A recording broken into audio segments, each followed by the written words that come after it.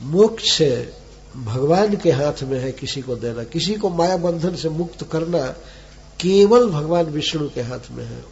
इसका कोई अधिकारी नहीं है।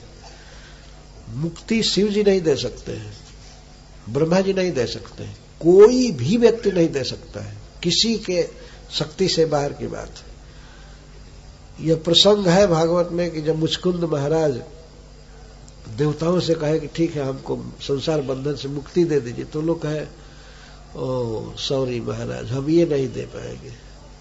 इस स्वर्ग में कोई भोग मांगिए, विमान मांगिए, अमृत अप्सरा, ये सब हम दे सकते हैं, लेकिन बड़े दुख की बात है हम नहीं दे पाएंगे। यह अधिकार केवल भगवान नारायण को है।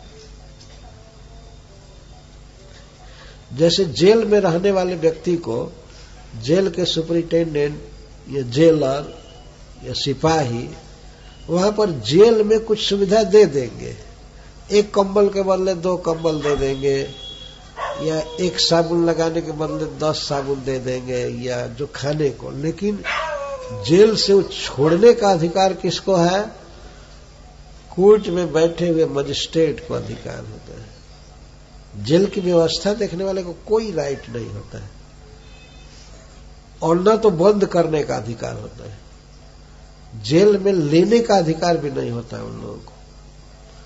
कोई व्यक्ति जेल के दरवाजे पर जाए और कहे कि मैं बाहर तंग आ गया हूं, मैं जेल में रहना चाहता हूं, हमको बंद करो, तो लोग कहेंगे भागो नहीं तो मारेंगे यहां से, तो कोई केस नहीं है, कोई मुकदमा नहीं है, कैसे तुमको जेल में ले ही नहीं सकते।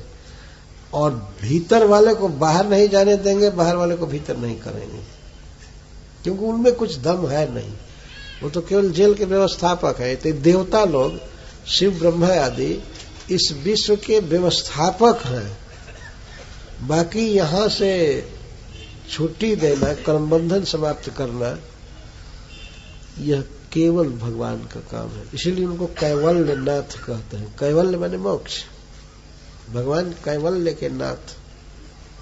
निर्वाण सुख संविद, निर्वाण सुख संविद, संविद माने अनुभूति।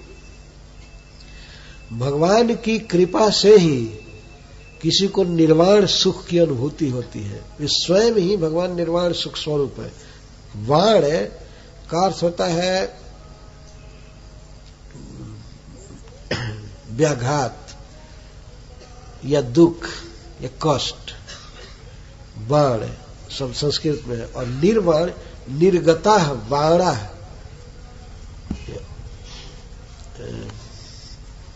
यस्मात् तत् निर्वाण सुख। निर्वाण, जिस सुख में कोई दुख नहीं है वो है निर्वाण सुख।